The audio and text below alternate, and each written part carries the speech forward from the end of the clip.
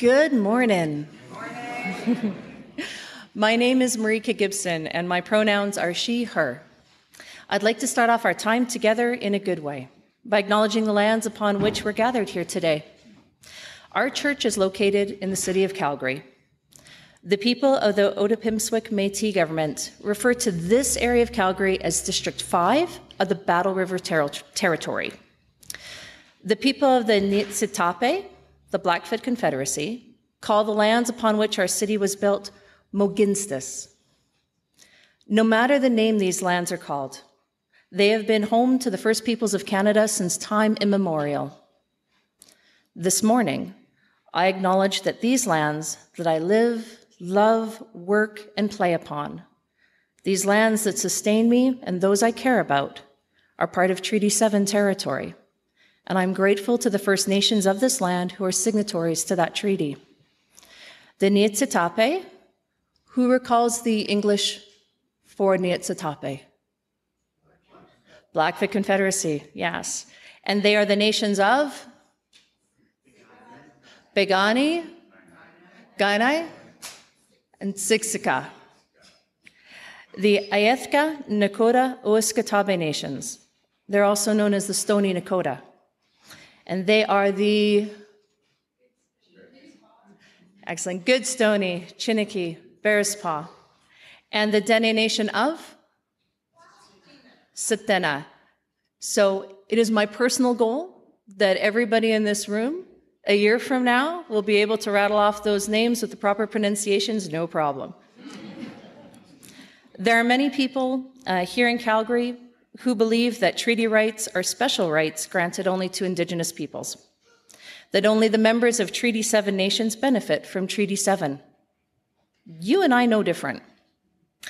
We know that all people living not just in Calgary, but in Canada, are people with their own sets of rights and responsibilities. We are all treaty people. And so I invite you to consider what rights and responsibilities you have to this land and her people.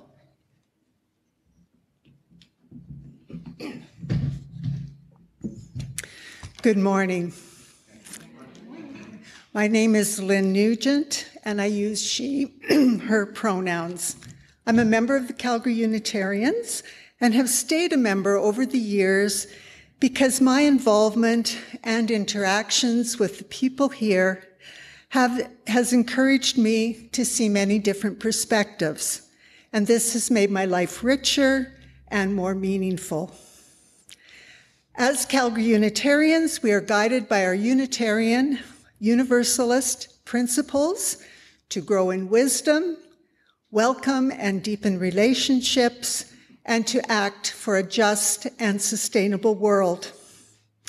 In today's service, Mariana Louise Kovar and I will explore the history and the relevance for us today of Mother's Day in its current expression.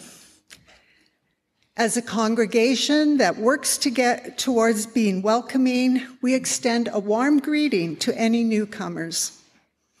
If you feel you have found a spiritual home with us, please talk to our minister, Reverend Samaya. She's in the audience today. or one of the people this morning from the membership committee. Our services differ greatly from week to week, and we suggest you attend a few services before you decide whether you have found a home with us. We heartily welcome you all. Now let us prepare our hearts and minds for worship as we listen to our prelude.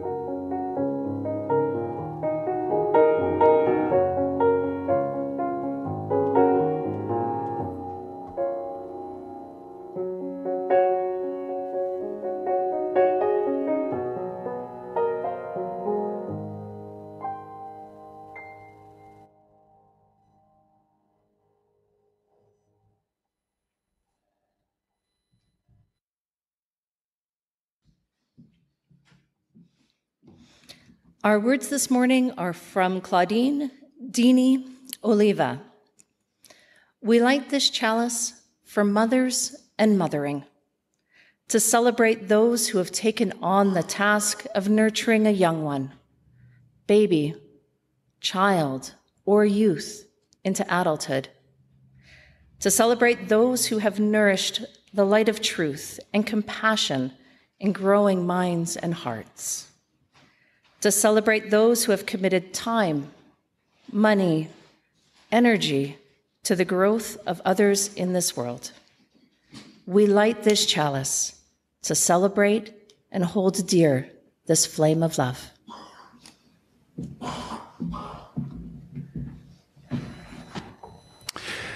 Our opening song this morning used to be called If Every Woman in the World. And now we call it If Every Person in the World. So you'll find the music, if you want to follow along with the notes, in our teal paperback hymnal. It's number 1026, but the words will also be projected for you. So I invite you to stand in body and or spirit and join your voices with mine as we sing.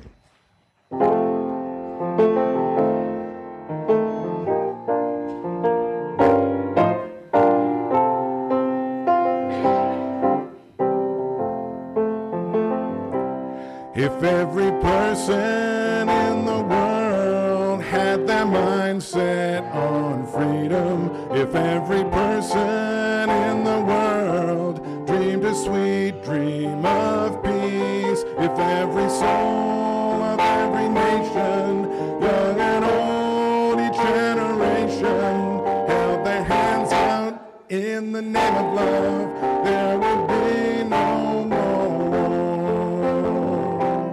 If every leader in the world shared a vision of freedom, if every leader in the world shared a sweet dream of peace, if every leader of every nation worked for justice and liberation, held their hands out in the name of love, there would be no more war. If every nation in the world had a true cause for freedom, if every nation raised its children in a culture of peace, if all our kids ignored the borders, reached in friendship across the waters, refusing to be enemies, there would be no more war.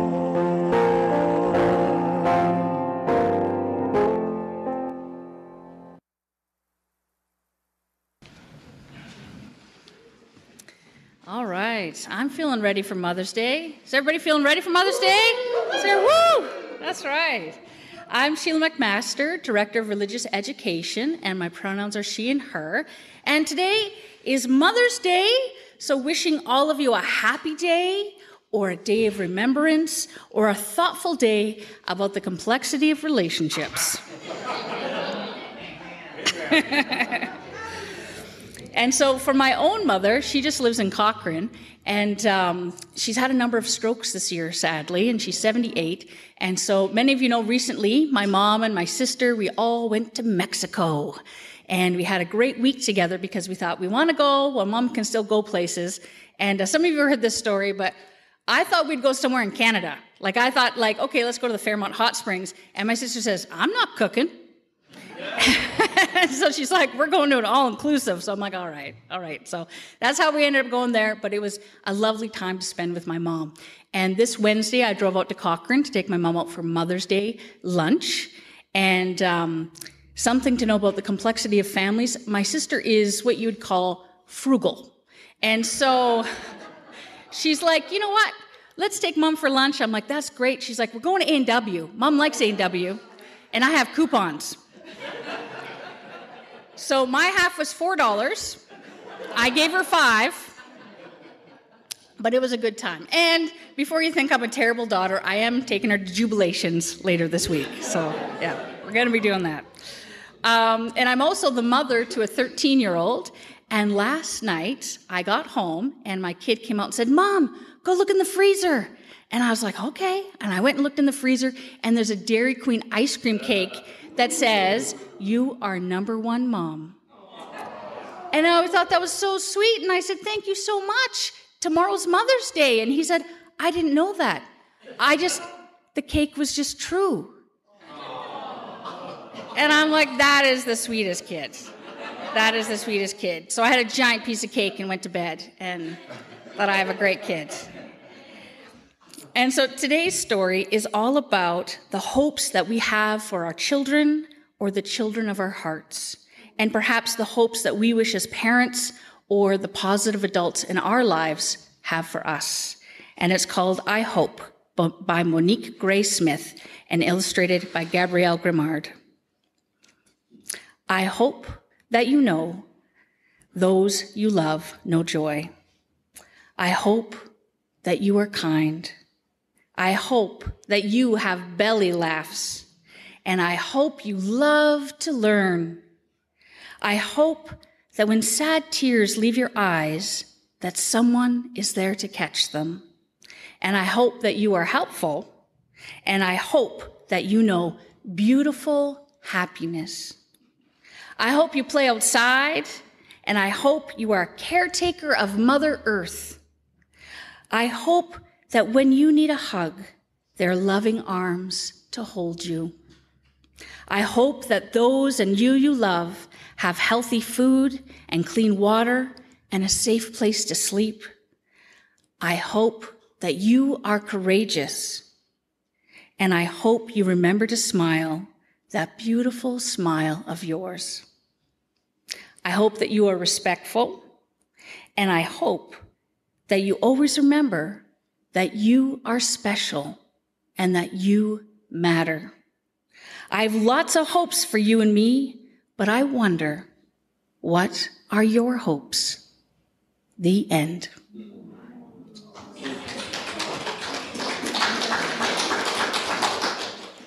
And this week's challenge is to take today to ponder the love in your life, to reach out and appreciate that person. Or for those moms or mom figures and kids, we have a Mother's Day tea. And even if you're not a mom and you're a dad, or not a dad and you're just a human being, you too can come to tea.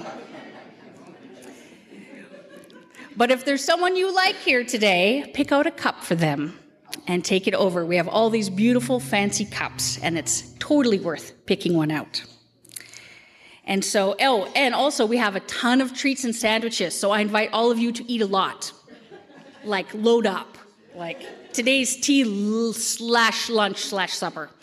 That's today.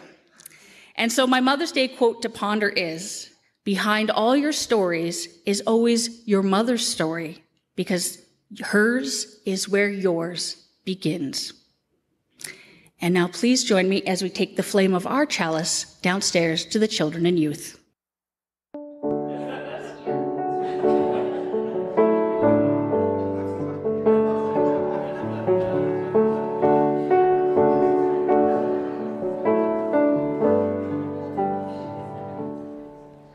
We hold you in our love as you go, as you go. We hold you in our love as you go.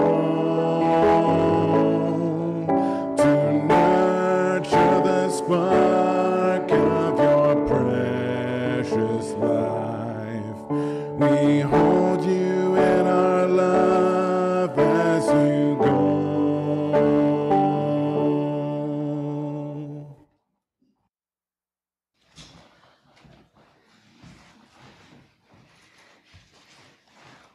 Well, our children's chalice was invisible today. Who knew? Magic, indeed.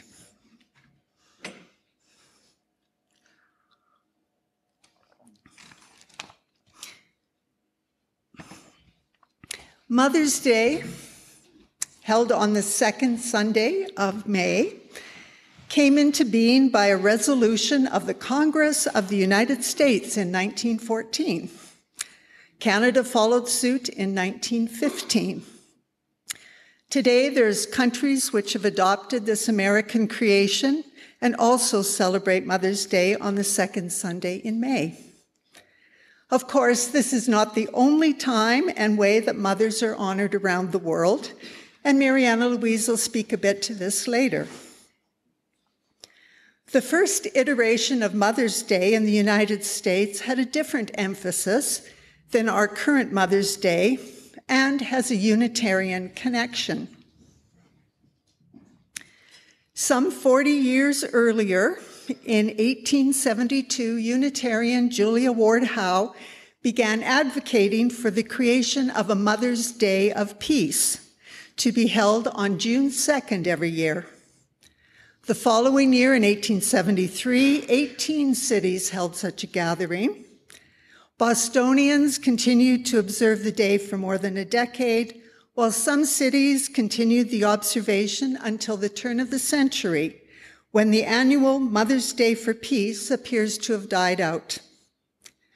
This version of Mother's Day was originally envisioned by Julia Ward Howe as a day of peace to honor and support mothers who lost sons and husbands to the carnage of the American Civil War and to call for an end to all wars.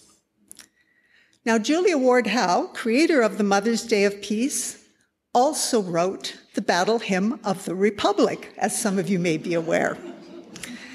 This was 10 years earlier, at the beginning of the American Civil War, in 1862.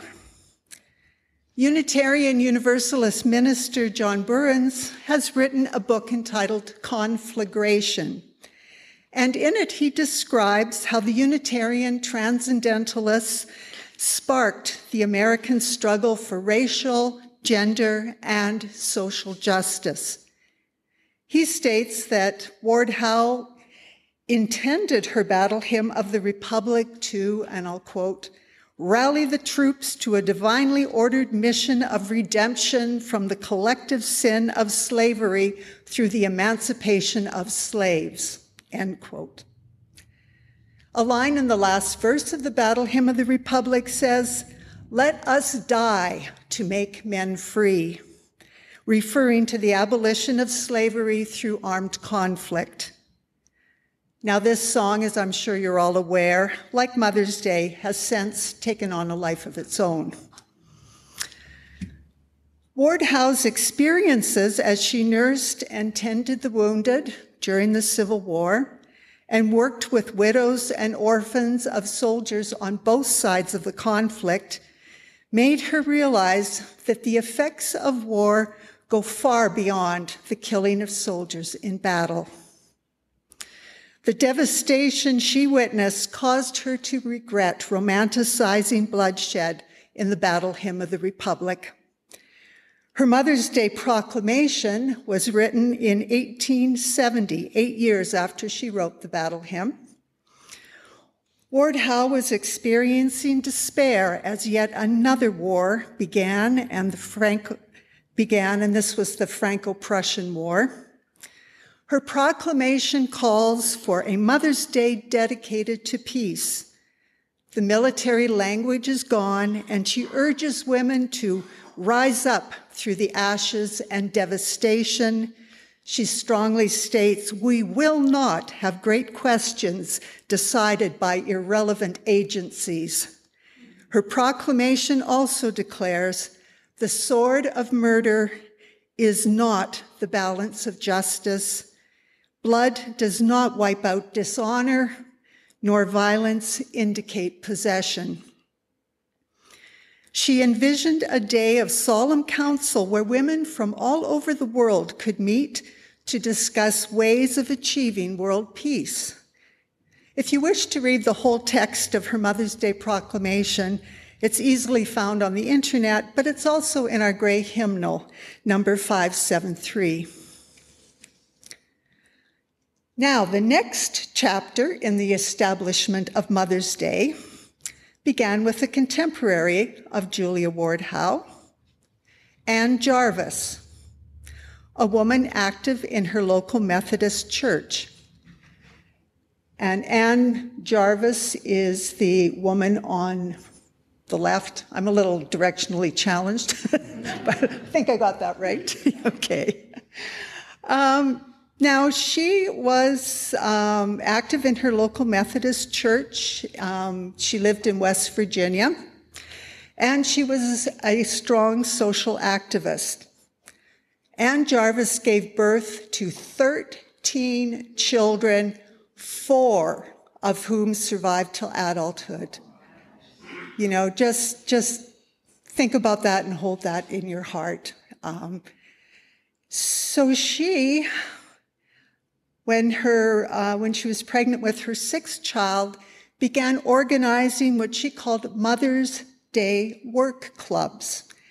And this was to educate families on proper precautions to prevent the spread of disease. In the work clubs, mothers learned about hygiene and sanitation and, things like the importance of boiling drinking water.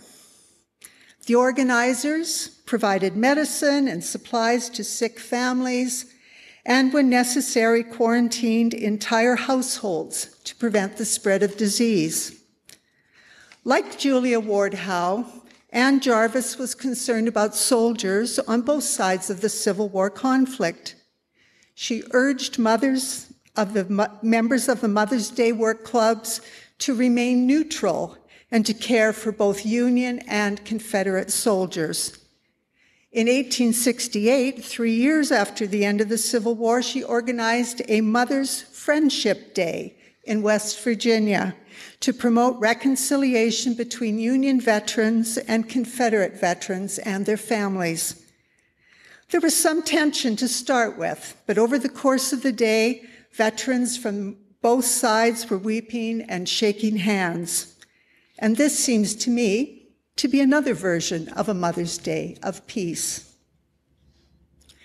Anne Jarvis died on the 2nd Sunday of May in 1905, and her daughter Anna, the other photo there, began a campaign that culminated in 1914. Anna really wanted to memorialize her mother's lifelong activism. And so finally in 1914, she convinced the powers that be to pass a Mother's Day resolution. Now, only a year later, in 1915, Anna Jarvis began to believe she had created a monster. As florists, card, and candy industries started cashing in on Mother's Day, like this was a year later, folks. It was really quite amazing.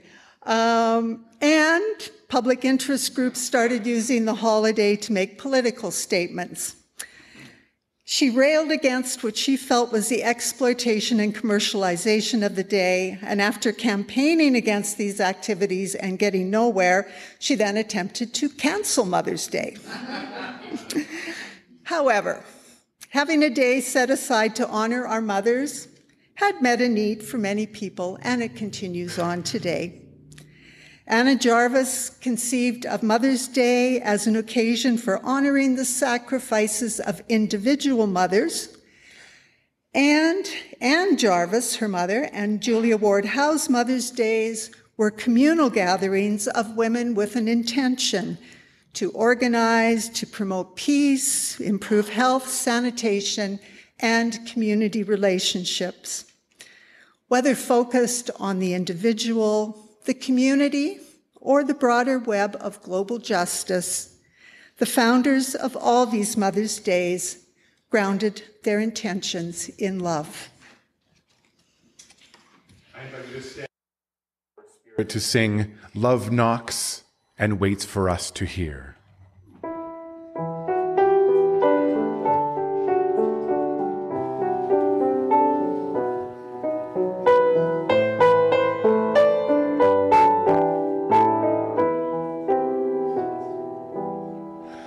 Love knocks and waits for us to hear, to open and invite. Love longs to quiet every fear,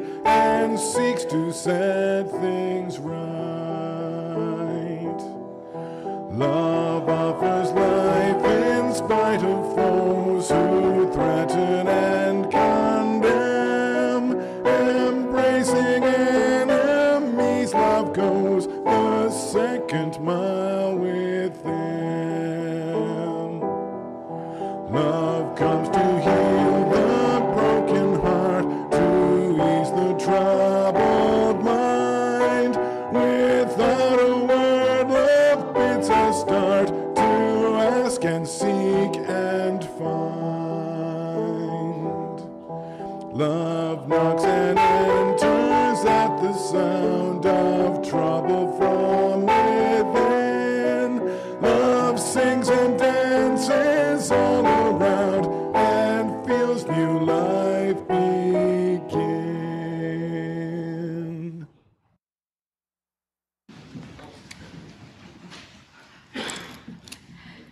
Good morning.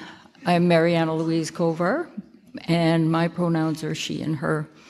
So we've heard about the history of Mother's Day, and that's in North America. And so now we're going to take a look at current Mother's Day celebrations, both here and across the world.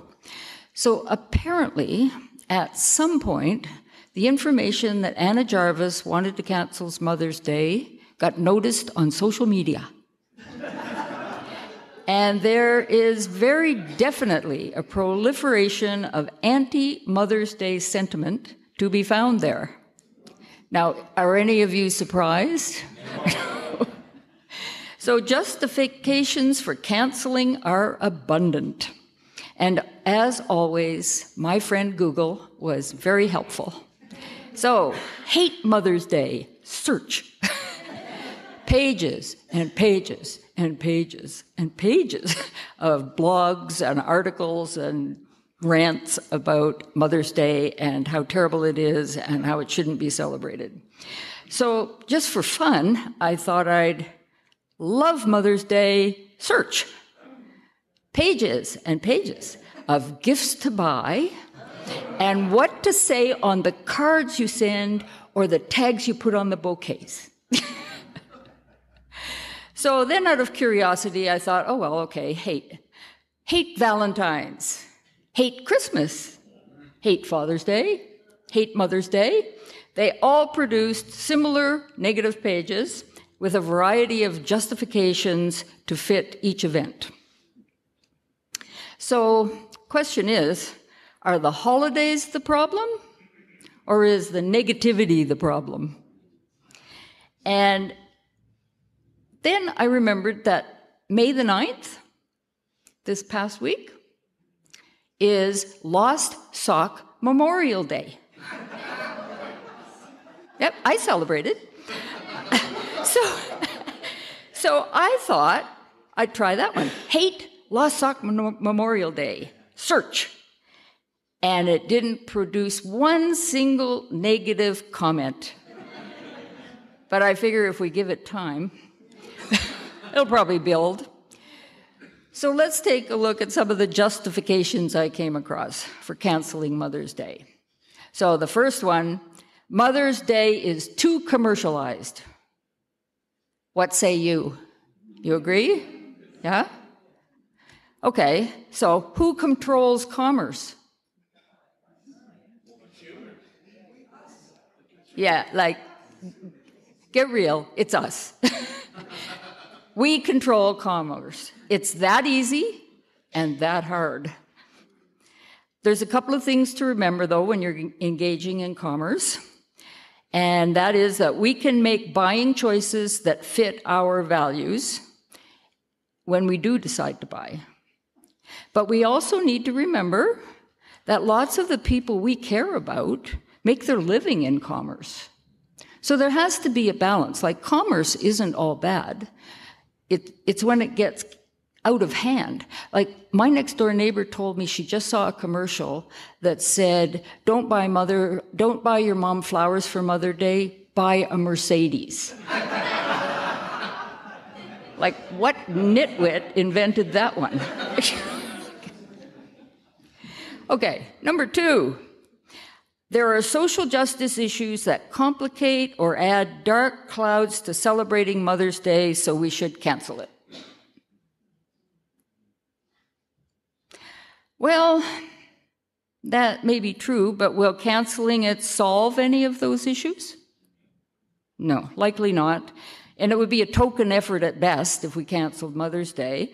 So I think it's much better to do the justice work year-round and then, not point it out on one particular day of the year, do it year-round, and then celebrate Mother's Day on Mother's Day. So the third one, and these were the ones quoted most often, these three, multiple generations and consequently mothers of mothers on both maternal and paternal sides of any family make a celebration planning a nightmare. And add into that all the relationship stuff, never mind the organizational stuff. And the nightmare is usually for the mothers. But yeah, that sometimes happens. And you know what? Canceling it might just solve that one. But looking at the world, I figure it might also set the stage for a whole new controversy. So skip canceling. We'll skip it. So let's look at how other countries honors Mother's Day, and maybe we can get some ideas there. In India, there's a 10-day festival held each October honoring Durga, the goddess of mothers. And the celebration is thought to date back to the 16th century, and it's considered both a religious ceremony and a time for family reunions. So families spend weeks preparing food and gathering gifts and decorating their homes to celebrate the festival. So that sounds like fun. In Japan, following World War II, a version of Mother's Day grew popular as a way of comforting mothers who had lost sons to the war. Carnations are presented to mothers around this March holiday, and they symbolize the sweetness and endurance of motherhood in Japanese culture. Originally, children gave a red carnation to a living mother and displayed a white carnation if their mother had died. And now white has become the color for both occasions. Peruvians celebrate Mother's Day the same day we do. And they also enjoy giving mom flowers, cards, and gifts in honor of the day. But there's a twist. Peruvian families often gather in the cemeteries on Mother's Day. And that's to honor the mothers and aunts, I'm from the East, aunts, and grandmothers who have passed away. These visits are not a solemn occasion. The Peruvians socialize, enjoy food and drinks before cleaning the gravesites and decorating the gravesites with balloons, heart-shaped signs, and flowers. Haitians celebrated Mother's Day on the last Sunday in May.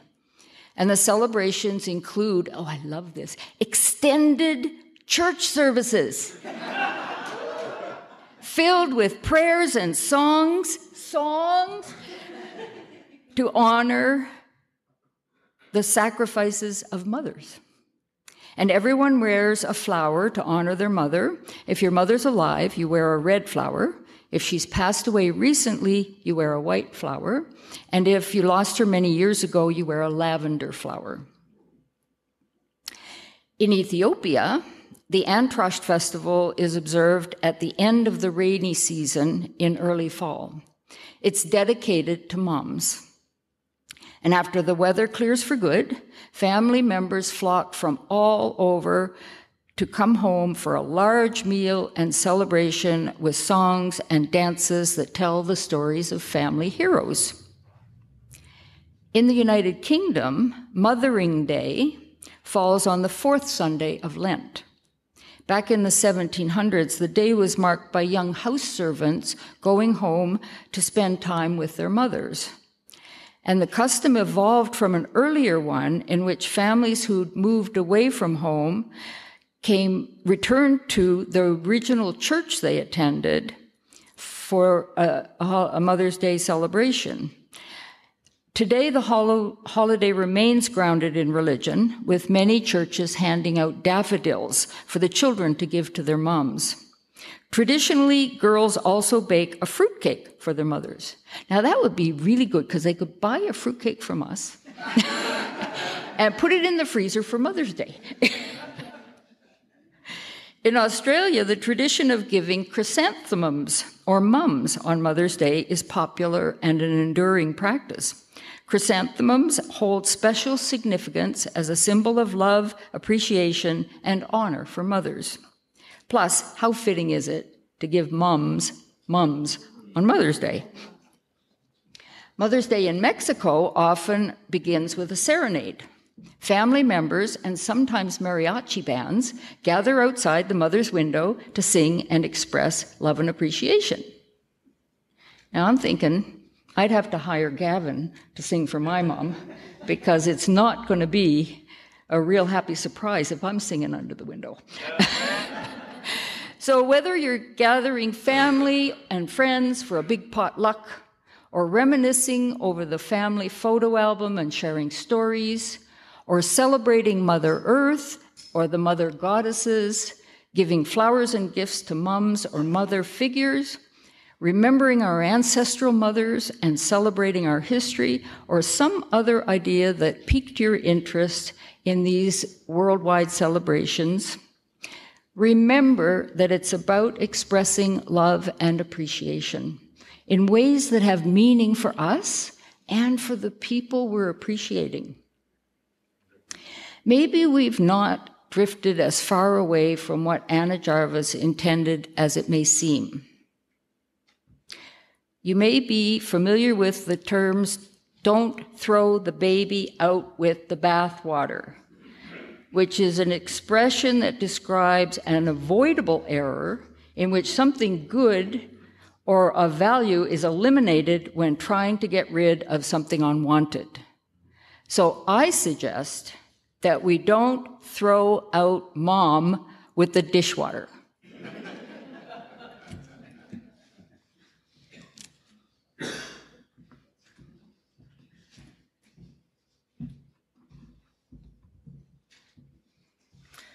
As we move into our meditation, we'll listen to contemplative words from Maureen Killeran.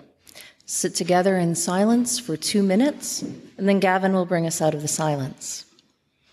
I invite you now to soften your gaze or close your eyes. In one way or another, each of you was born of a mother. Because we are human, it's likely that your relationship with that mother is, was, or will someday be challenging. If you identify as a woman, then it's almost certain that your connection with this matter of mothering is or was sufficiently complex that it's sometimes hard to explain. From the diversity of our lives, from the similarity of our hearts, let us pray. For all who never knew their mothers, and all who chose or were compelled to let their children drift away, we ask a blessing on this day. For all who longed to hold their newborn in the arms of love, and all who faced a pregnancy with fear, we ask a blessing on this day. For all who struggle with the pain of their mother's increasing confusion, and all who feel the muddle growing in their own heads and seek to keep it from their parent or their child, we ask a blessing on this day. For all whose mothers never grew up, and all whose mothers never learned to play, we ask a blessing on this day. For all who miss the chance to say, "I love you," and all who long to say it now, but find ourselves afraid, we ask a blessing on this day. For all who carry ancient wounds, infertility, abuse, misunderstanding, anger, grief, we ask a blessing on this day. For all who struggle with regret, we ask a blessing on this day.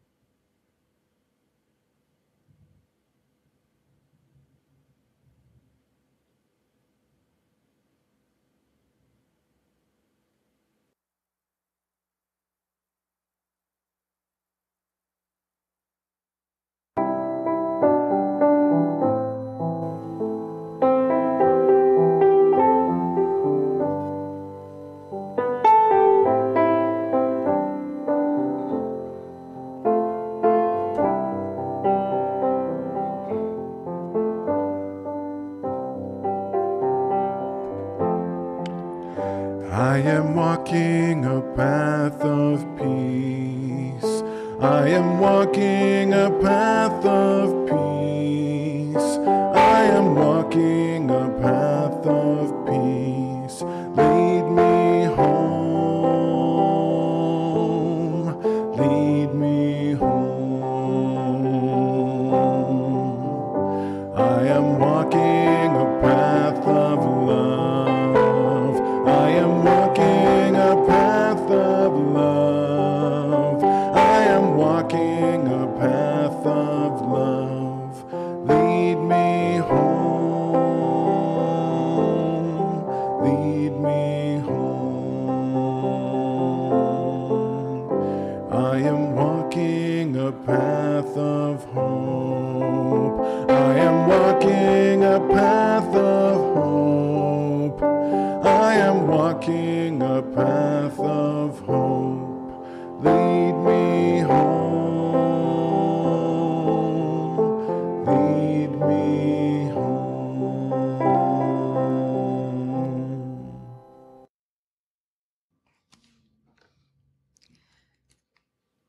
We light candles in our worship services to acknowledge that in our beloved community, what happens to each of us matters to all of us. And we light a global candle to acknowledge that we are inextricably connected to the rest of the world. Some of us come here this morning with frustrations and sorrows, struggles, perhaps carrying some tenderness and sadness from Jane Perry's celebration of life yesterday. We light our candle of concern with hope that being supported by this community lessens the burdens.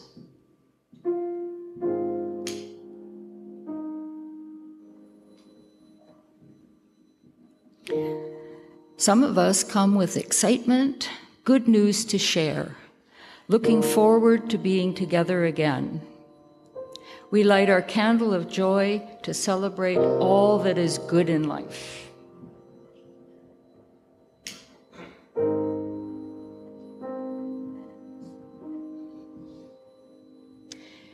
And we light our global candle for Mother's Day, for all its iterations and imperfections and frustrations, finding a meaningful path to celebration.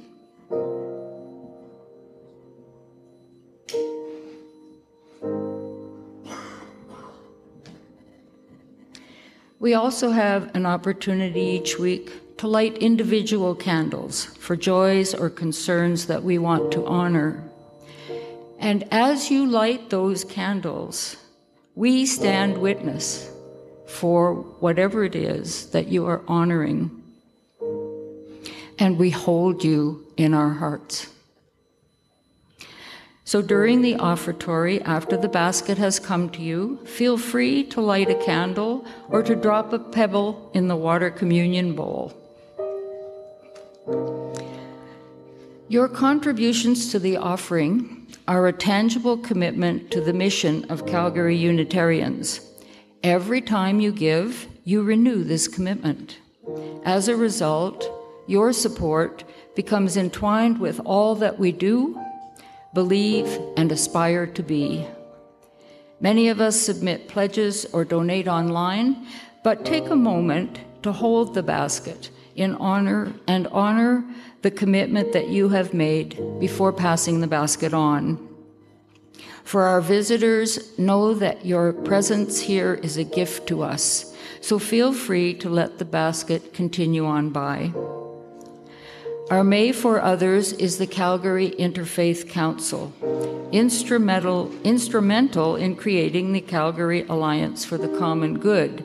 The Calgary Interfaith Council seeks to build a more just and respectful Calgary through deepening relationships across faith traditions, celebrating diversity, and learning from and about each other. And we had our annual interfaith breakfast this past week, and it was absolutely wonderful. Mayor Gondek spoke, and the Lieutenant Governor of Alberta spoke, and it just was really inspiring. The offering for this congregation will now be received.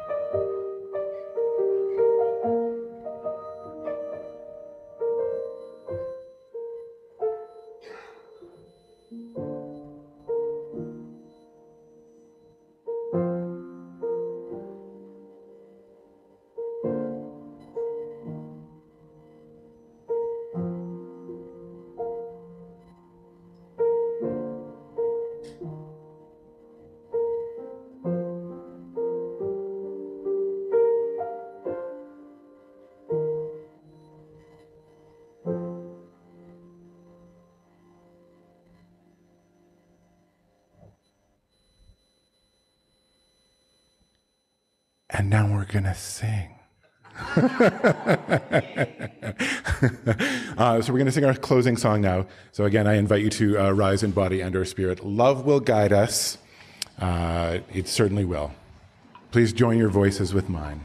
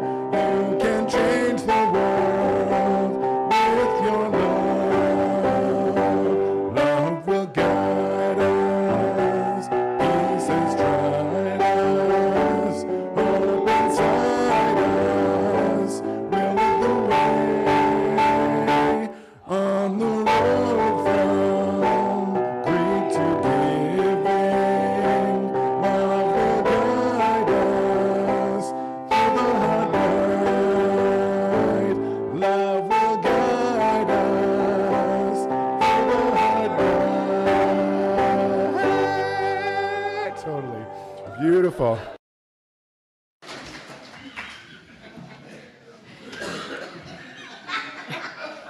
As we prepare to conclude our worship this morning, we'll take a moment to say hello to our Zoom folks. Hello, Zoom. Thank you for joining us. And for those on Zoom, you will receive a message in the chat inviting you to your after Zoom worship coffee service. You have to provide your own coffee, though. And for those of us here at the church, we will be having coffee that away, and we will also be having that Mother's Day tea and lunch and supper.